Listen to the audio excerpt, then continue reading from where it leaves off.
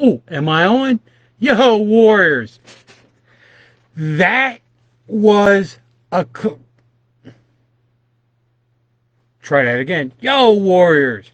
That was a classic. I am so happy that we got this version Nostradamus or Nosferatu, and it's kind of funny because there's a bunch of different versions out there. There's a colorized version, and if you guys follow my page, my buddy Leo, that was the first thing he pointed out that on I think he said Netflix they only have the colorized version, right? Which I never liked it, you know.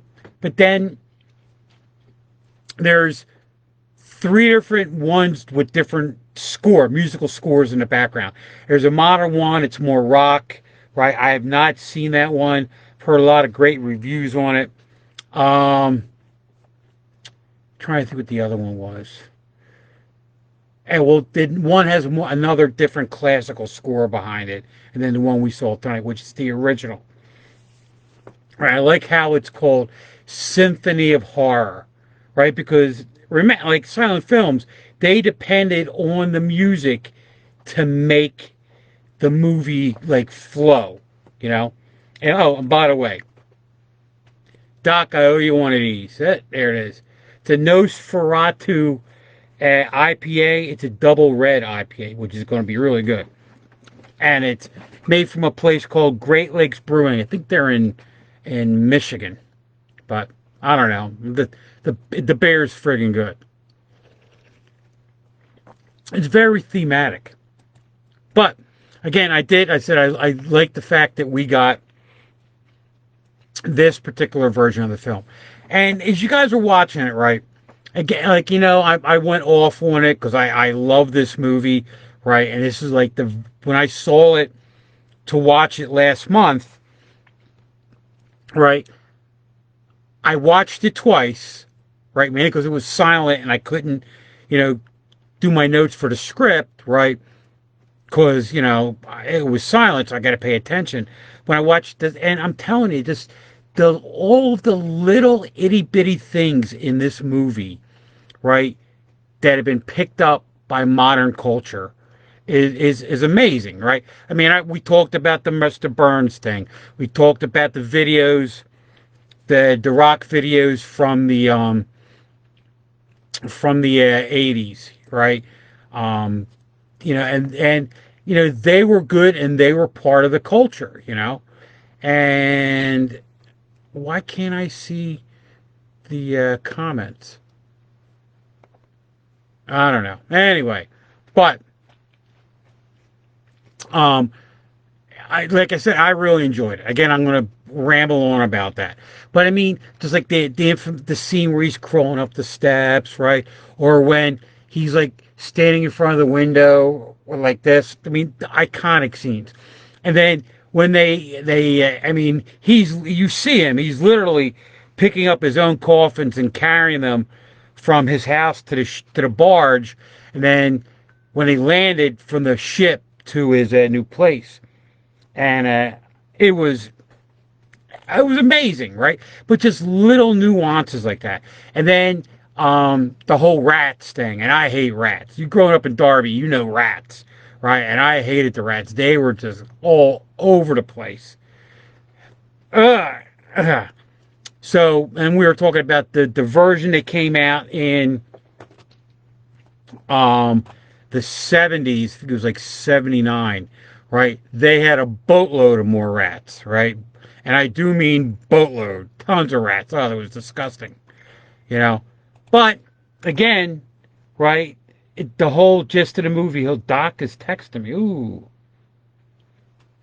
All right. So, um, So, I mean, that's what I really liked about. And like, it was funny. I mean, during the movie, I do a live chat on Cemetery Cinema's Facebook page, and one of the lines we came up with. Oh my God, it's getting late for this old guy. One of the lines came up with was Nosferatu looked like Spock and a gray alien made love. Good line, good line. Um, but just like it. the his whole character, Orlok, right? I mean, he's just creepy from the get go. Because when he picks the guy, the realtor up, right?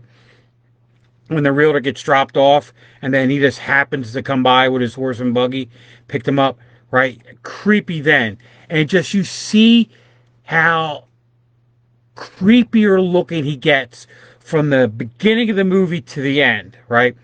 And just the whole persona that he had. I mean, oh God, it's hard for me to go on because I'm in awe of this movie. It's like the very first Star Wars movie. That's the way I look at this movie. Because when I went to the very first Star Wars movie, 1977, it was my eighth grade graduation gift. Kids nowadays get cars, but my old man took me to see it, and I walked out of it in awe of how cool it was. Well, that's how I felt when I saw Nosferatu. And the first time I saw Nosferatu, I didn't see it on the TV. I saw it at the Cologne. I think it was the Colonial or the Lansdowne. They had a monster fest, yeah, like a horror fest, right? And yeah, it was at the Colonial. They had the Vampire Fest, and I think it was actually in 1922 at the 100-year anniversary. But they showed vampire movies all night, right? And that's when I saw this, and I saw it there again a couple more times, right? But like when you go see it at the fest, you're like with your buddies. Oh my God, I am tired. Holy cow. Two more of these and I won't be able to do anything. Um, but oh my goodness, well, I lost my train of thought. Choo choo. Oh, so yeah, when with your buddies, right, you're talking, right, you're elbowing, like, hey, did you see that, right? You're not paying direct attention. And like when I saw it twice, paid attention. It was just kind of like it puts you in a whole new view of how movies are today. Because that's 102 years ago. Holy, 102 years ago. And you see how that influenced everything we have today. Right now, granted, the Strokers, right? Bram Stoker's family, right? I would have went ballistic too, and I would have sued, right? To get that movie, where I get my rights back. But I would have watched it and said, you know what? Right? Even though you did this behind my back, this movie's it's a piece of art. So why not, like, we split this 50-50 or something. Now, I know it was rediscovered. I don't know the circumstances about it. It's kind of like there's not a whole lot written, right? But they but it was like the early 60s, I think is when they found it and they brought it back. So I don't know. So I'm going to have to do some more research on it. I'm sorry. I'm lacking in my research for this. But I mean, it was really, to me, I think it would have been a huge, huge disservice to the art of film if it was all totally destroyed and never found. That's my lecture for tonight. All right. So, normally, like when I'm doing this, when I'm when I'm doing these movies, right, I'm going back and forth with a couple different people. I have my one brother-in-law, right, I go back and forth with. He critiques the hell out of me, and trust me, you always need that one person that'll be totally honest with you. And he keeps telling me I say right too much, right? Which I probably do. So I think that's going to be a next drinking game. Every time the Mad Darbarian says right during Cemetery Cinema, right, you do a shot. You'd be loaded by like 8:30. Anyway, um, so so we have let's talk about what we got coming up, right? So November, right? We have Reanimator. We got The Phantom of the Mall, Eric's Revenge with Morgan Fairchild. I can't wait for you guys to see that. That movie it's funny bad. It is, it's a spoof, but it's kind of like a bad spoof, which makes it even better. Um, then we got Chud, and then we had the Shorties Fest, right? So tonight, tonight was, um, I considered it an October movie because I consider it like a Halloween movie, and today is November 1st. My God, the years going by, huh? I think this was like our 25th episode too. Can you believe that? I never thought we'd get past the first month. You know, that just shows how good the doc is. He's carrying me on this. But I, so we got, and then we had the Shorty Fest. So guys, that was my idea. I pitched that to the doc and Johnny Rios, the boss, back probably like June. No, it was July. We were on for a month, and it was July. And they thought it was a great idea, which was cool. But then, like, next part is the hustle. You got to hustle around to try to get all these people to give you their links to their films. Um, and then, even though they said that they would let you use it, right, you got to get a hold of them afterwards. And a lot of times they're like, "Who are you? What did I say to you?" So, to me, that was always kind of funny. But um, I think I had like 40 different ones on the list. I think 30 got back to me. Yeah, it was 31 got back to me. And we're going to show 21 of them. But we're going to be showing those other shorties as fillers for other movies that we have coming up. Sort of like tonight, we had the little comedy bit that the doc did. With they're playing the Benny Hill music, and it was like, he squeezed the whole movie into like a minute, which was pretty cool. Um, and then they said the Laurel and Hardy movie, right? Was that great or what? I haven't seen a good Laurel and Hardy in years, and that was a surprise to me actually because after after the doc and I film, right? And then the doc edits it and he sends it to me and I just go, yeah, it looks great. He could send me a pile of trash and he would make it look like a Mona Lisa. I'm telling you, he's so good. And then from there it goes to John Rios, the boss, right? And we don't see the final product till it actually airs. So I didn't know he was going to do Laurel Hardy. He would say, oh, I got a surprise for you guys. I got this bit that I got coming on, the nice short, right? You guys will love it, and I loved it. That was hysterical. If you guys, the kids out there that watch, right, you don't know who Laurel and Hardy is. They were a comedy team. They did silent films, and they did some of the early talkies that came out. My God, listen to me, talkies. And they were a great team. I mean, their comic influence, right, for a duo has lasted throughout the century. I mean, they're really, really good. Anyway, and that was a surprise. I love that. So you got a couple extra bonus things tonight, and even the prof, right? I love Dr. Fallows, right? He's one of those really, really, really, really intelligent people, right? He's just very dry. And if I had him if I had him as a kid in college for a class, because I would have taken that class, my parents would have been like, "I'm sending you to school to go to be a lawyer. Why are you, doing this?" But I probably would have had a field day with it. I would have been that pestering, pain in the ass kid, like now I'm a pestering, pain in the ass old man. But he's really dry, but he is full of information.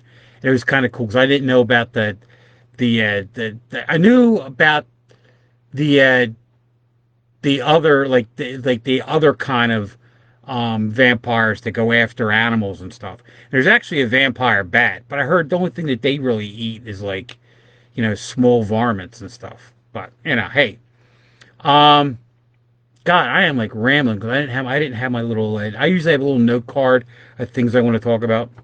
But here, this is what I want to talk about. So we got the movies for January coming up. That He just sent that to us today. Let me bring them up. Do, do, do, do, do, do, do. Ah, crackers. Do I have them over here? Let me bring them up. But again, classics. All kinds of classics he's got. All right, here we go. For January, we have Terror Train. That's a classic 70s, 80s movie. Alligator, right? Guys, back in the 50s, 60s, and 70s, you could get a little pet alligator, right? They used to have, in New York has all these open air markets you go through, but you get it by a little, it was a caiman, which is a small alligator.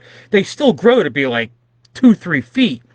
Well, people would get them, and then people would flush them down the sewer, right? That was the old rumor. And then the alligators get in the sewer, and they live on rats, right? That's the premise of that movie. That's a classic. That was a ton of movies came out, like Lake Placid with Betty White. Ton of alligator movies came out after that, right? Now, Rabid Grannies. I have no idea. I've never heard of that movie. I can't wait to watch that. Rabid Grannies. And then Tales from the Crypt. Now, it's not the Tales from the Crypt like HBO series or Showtime, whoever had it on. It's actually a movie that came out in the early 70s. And it's sort of that kind of format. Looking forward to them big time. And then February, the boss and I were going back and forth. We're going to have one of our independent, we'll probably have 1 or 2 independent weeks, right? I'm trying to get a public domain horror love story for Valentine's Day. I want to try to get like a public domain like Irish movie for St. Patty's Day, because every month you have a theme. We're gonna try to throw something in. Like we had Halloween this month, got Christmas, right? Thanksgiving. There's only like 1 or 2 good Thanksgiving horror movies, monster movies, right? Poultrygeist, but that's more of a chicken, right? There is oh my God, Cluck. I think it's called Cluck, and that's the that's where the turkeys revolt on the farmer. I can't think. It's Cluck, Gobbler. I think that's what it's called, right? But then again, that's too new. We won't be able to get that. But I'm going to try to find something, along those lines. We didn't get one for this year, but that was something we look forward to do next year. Because that's the whole gist of everything we're doing. We're just doing stuff to have fun, and that's the movies. Right, even though we had, again, Blood Farmers, Killer Driller, right, which is the rock bottom of movies, right? We made them fun, right? And I'm hoping y'all enjoy it when we do this. All right, well, it's 11:05. I'm yawning like crazy. I'm going to go to bed, but I'll talk to you guys. Oh, and don't forget, because this episode, the boss had deemed the best episode that we had done, and our 25th episode. He's going to show it again tomorrow at 8 o'clock and Sunday at 8 o'clock. All right, he must really need the programming this weekend. I don't know, unless I don't have any football. She'll get fired. But it's going to be on 2 more times. So if you want to watch it again, if you want to watch it again, you can watch it tomorrow, and you can watch it on Sunday. Actually, I'll be watching it tomorrow, Sunday now, because the Eagles are on at 4 o'clock, and it might bleed into the game. I don't know. Let's see what happens. But, so anyway, Mad Darbarian, MOUT, right? Get the Doc watch that Doc Dred's reviews on Monster Channel 1140, and I'll see you back here tomorrow night. All right, Mad Darbarian out, Cemetery Cinema, WON-TV, New York. Aloha. And live video. Do. Bop.